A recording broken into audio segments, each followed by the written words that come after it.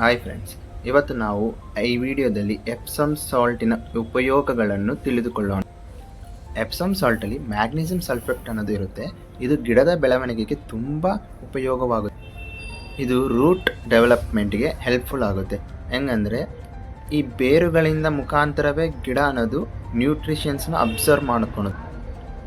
Epsom salt ಅನ್ನೋದು chlorophyll ಉತ್ಪಾದನೆಗೆ ತುಂಬ ಉಪಯೋಗವಾಗುತ್ತೆ. ಕ್ಲೋರೋಫಿಲ್ ಉತ್ಪಾದನೆಯಿಂದನೇ ಗಿಡಗಳು ತುಂಬ ಗ್ರೀನಿಶ್ ಆಗಿ ಅಟ್ರಾಕ್ಟಿವ್ ಆಗಿ ಕಾಣಿಸುತ್ತದೆ.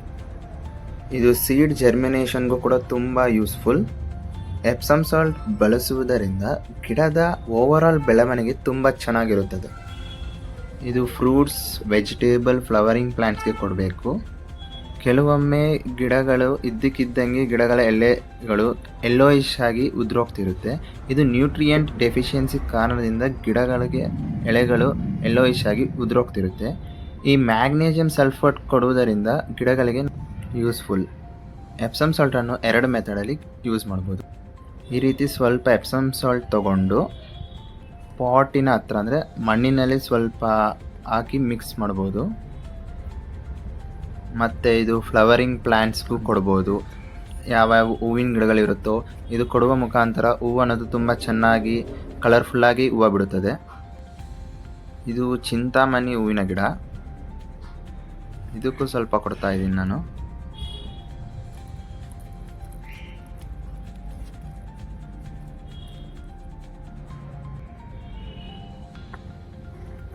ಸೆಕೆಂಡ್ ಮೆಥಡಲ್ಲಿ ನೋಡೋದಾದರೆ ಈ ರೀತಿ 1 ಲೀಟರ್ ವಾಟರ್ ತೊಗೊಂಡು ಎಪ್ಸಮ್ ಸಾಲ್ಟ್ ಅನ್ನೋದು ಒಂದು 2 ಟೇಬಲ್ ಸ್ಪೂನ್ ನೀರಲ್ಲಿ ಹಾಕ್ಕೊಂಡು ಮಿಕ್ಸ್ ಮಾಡ್ಕೋಬೇಕು.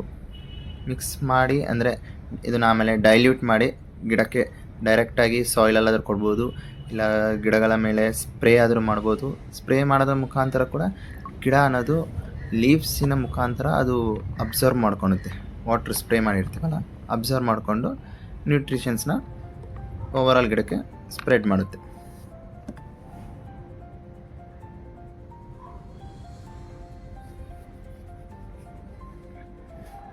ನಾನಿಲ್ಲಿ ಈ ವಾಟರನ್ನು ಮೆಹಂದಿ ಗಿಡಕ್ಕೆ ಕೊಡ್ತಿದ್ದೀನಿ. ಇಲ್ಲಿ ನೀವು ನೋಡೋದಾದರೆ ಇದು ಬಂದುಬಿಟ್ಟು ಸ್ಯಾಂಪ್ಲಿಂಗ್ಸ್. ಇದು ಬ್ರಿಂಜಾಲ್ ಅಂದರೆ ಬದನೆಕಾಯಿ ಗಿಡಗಳು, ಬದನೆಕಾಯಿ ಸಸಿಗಳು. ಇಂಥ ಚಿಕ್ಕ ಚಿಕ್ಕ ಸಸಿಗಳಿಗೂ ನಾವು ಈ ವಾಟರ್, ಡೈಲ್ಯೂಟ್ ವಾಟರ್ ಮತ್ತು ಎಪ್ಸಮ್ ಸಾಲ್ಟ್ ಕೊಡೋದರಿಂದ ಆ ಗಿಡದ ಬೆಳವಣಿಗೆಯು ತುಂಬ ಚೆನ್ನಾಗಿರುತ್ತೆ. ನೋಡಿ, ನಾನು ಈ ರೀತಿ ಇದಕ್ಕೂ ಕೊಡ್ತಿದ್ದೀನಿ.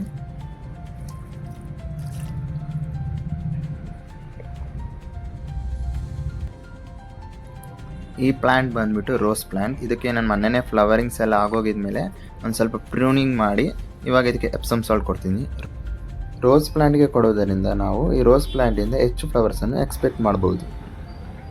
ಮತ್ತು ಇದು ಬಂದುಬಿಟ್ಟು ಕಣಗಿಲೆ ಹೂವಿನ ಗಿಡ, ಇದಕ್ಕೂ ಹಾಕ್ತಿದ್ದೀನಿ. ನೋಡಿ, ಇದು ಕೊಡೋದರಿಂದ ನೋಡಿ ಕಣಗಿಲೆ ಹೂವಿಂದು ಮೊಗ್ಗುಗಳು ಎಷ್ಟು ಚೆನ್ನಾಗಿ ಬಂದಿದ್ದಾವೆ ಅಂತ.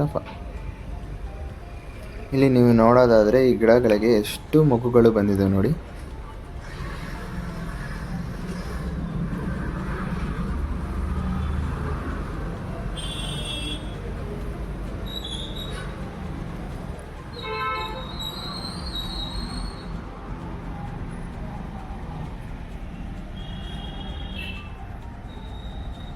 ಕನಕಾಂಬರ ಹೂವು ಕೊಡ್ತಿದ್ದೀನಿ.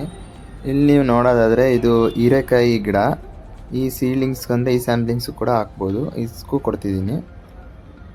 ಇದು ಕೂಡ ಸೇಮ್. ಮತ್ತು ಚೆಂಡು ಹೂವಿನ ಗಿಡ ಅಂದರೆ ಚಿಂತಾಮಣಿ ಗಿಡ, ಇದಕ್ಕೂ ಸ್ವಲ್ಪ ಕೊಡ್ತಿದ್ದೀನಿ. ಈ ರೀತಿ ಸಾಯಿಲ್ ಮೇಲೆ ಹಾಕ್ಕೋಬೋದು, ಹಾಕ್ಕೊಂಡು ಆಮೇಲೆ ವಾಟರ್ ಕೊಡ್ಬೋದು ಗಿಡಕ್ಕೆ.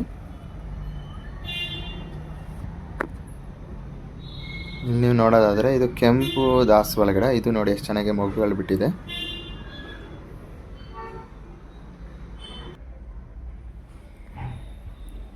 ಇದು ವಿಳೆದೆಲೆ ಗಿಡ. ಈ ವಿಳೆದೆಲೆ ಗಿಡಕ್ಕೂ ನಾವು ಮ್ಯಾಗ್ನೀಸಿಯಂ ಕೊಡೋದರಿಂದ ಎಲೆಗಳನ್ನೋದು ಕ್ಲೀನಾಗಿ ಶೇಪಾಗಿ ಬರುತ್ತೆ. ಒಂದೊಂದು ದೊಡ್ಡ ದೊಡ್ಡ ಎಲೆಗಳು ಕೂಡ ಬರುತ್ತೆ, ಗ್ರೀನಿಶ್ ಆಗಿ ಇರುತ್ತೆ. ಇಲ್ಲಿ ನಾನು ಈ ರೀತಿ ಮೆಣಸಿನ್ಕಾಯಿ ಗಿಡಕ್ಕೂ ಕೊಡ್ತಿದ್ದೀನಿ. ಈ ರೀತಿ ಎಲ್ಲ ತರಕಾರಿ, ಹಣ್ಣು ಗಿಡಗಳಿಗೂ ಕೊಡ್ಬೋದು. ಆದರೆ ಸೊಪ್ಪಿನ ಗಿಡಗಳು ಅಂದರೆ ಲೀಫಿ ವೆಜಿಟೇಬಲ್ಸ್ಗೇನು ಕೊಡುವಂತೇನ ಇಲ್ಲ, ಅದಕ್ಕೇನು ಅವಶ್ಯಕತೆ ಇಲ್ಲ. ನನ್ನ ಈ ವಿಡಿಯೋ ನಿಮಗೆ ಯೂಸ್ಫುಲ್ ಆಗಿದ್ದರೆ ನಿಮ್ಮ ಅಭಿಪ್ರಾಯವನ್ನು ಕಮೆಂಟ್ ಮುಖಾಂತರ ನನಗೆ ತಿಳಿಸಿ.